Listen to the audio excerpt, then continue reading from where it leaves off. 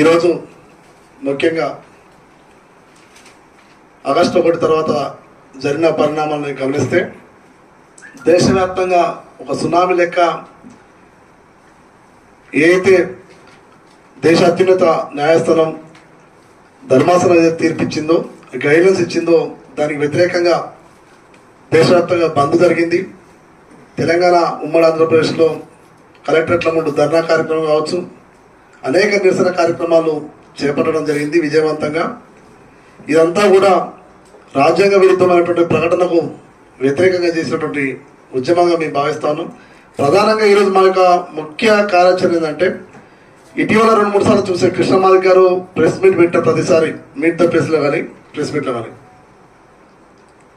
బాధాకరమైన విషయం ఏంటంటే, మాలాల్ని విషం చిమ్మడం అది కొత్త కాదు.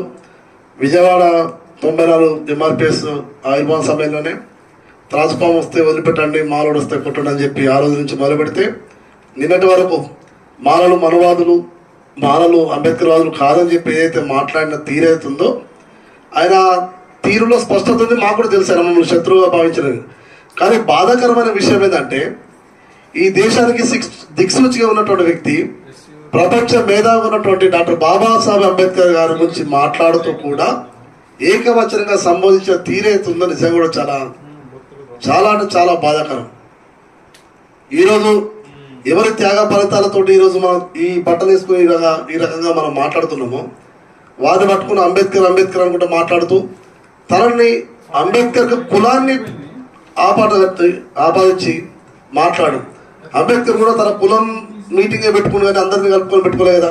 ఎంఆర్పిఎస్ అన్ని కులాలు కలుపుకొని పెట్టింది కానీ చెప్పి ఎంత వ్యంగ్యంగా మాట్లాడుతున్న తీరు నిజం కూడా ఈరోజు ఒక మార్గాలుగా మాలలుగా కాదు, అందరం కూడా సిగ్గుపడుతున్నాం. ఇంత భావదరిద్రంలో, ఇంత మనవాద కోరంలో చిక్కున్నటువంటి నా కృష్ణన్న, ఇకనైనా మీ పద్ధతి మార్చుకోకపోతే మాలనే కాదు మార్గాలు కూడా మిమ్మల్ని క్షమించేటువంటి పరిస్థితుల్లో లేరు అనే విషయం నేను స్పష్టంగా చెప్పాల్సుకున్నాం.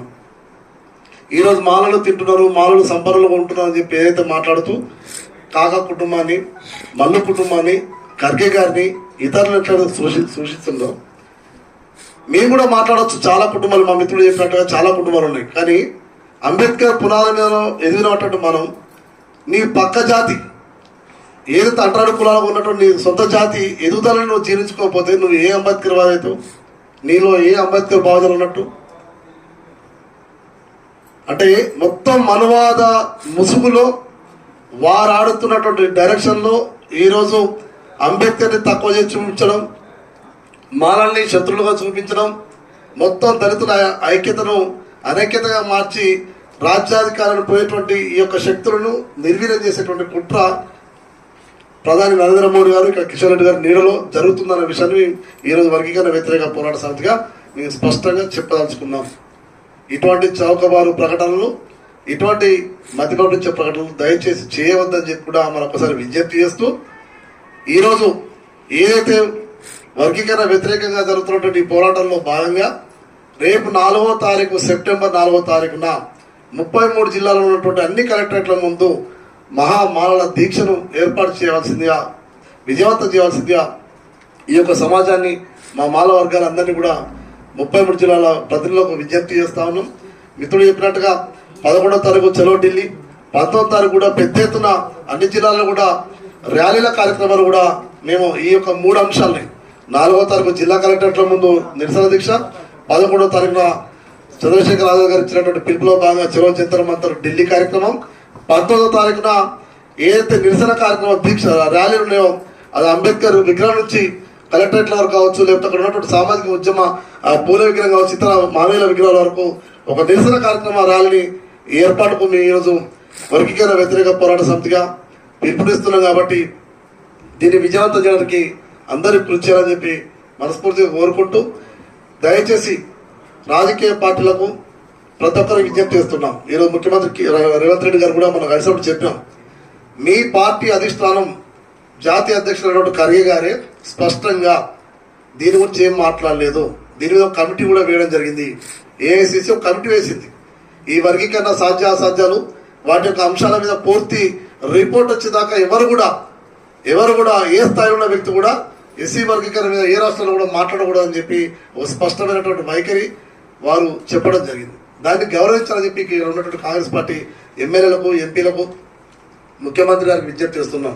అదే రకంగా బీజేపీ కావచ్చు, ఇతర పార్టీలు, అన్ని పార్టీలు కూడా స్తబ్దంగా ఉన్నాయి. కాబట్టి వీటిని గౌరవించాలని చెప్పి కోరుతా ఉన్నాం. ఏకదానికి మీకు చెప్పాల్సిందంటే ఈరోజు క్రిమినల్ పేరుతోటి రిజర్వేషన్ల యొక్క వ్యవస్థ మీద దెబ్బతీసేటువంటి కుట్ర ప్రయత్నం జరిగింది. ఆ ప్రయత్నం తాత్కాలికంగా మాత్రమే ఈరోజు విరమణ అయింది తప్ప అది దీర్ఘకాలికం కాదనే విషయాన్ని ఈ యొక్క అంశం మీద కూడా మనం దళితులుగా అప్రమత్తంగా ఉండాలని చెప్పి కూడా అందరికీ విజ్ఞప్తి చేస్తా ఉన్నాం.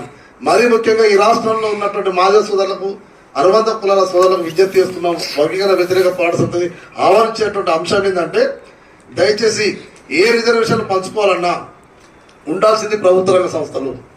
ఈరోజు ఆ ప్రభుత్వ రంగ సంస్థలు మొత్తం కూడా నిర్వీర్యం అయిపోయినాయి. ప్రభుత్వ రంగ సంస్థలు మొత్తం కూడా సరళీకరణ పేరుతోటి ఈరోజు మొత్తం కూడా ప్రైవేట్ రంగంలోకి మార్చివేయబడుతున్నాయి. ఈరోజు కేంద్రంలో ఉన్నటువంటి మోడీ మలవాళ్ళ పాలన మొత్తం కూడా ప్రభుత్వ రంగ సంస్థలు మొత్తం తీసివేస్తున్నాయి.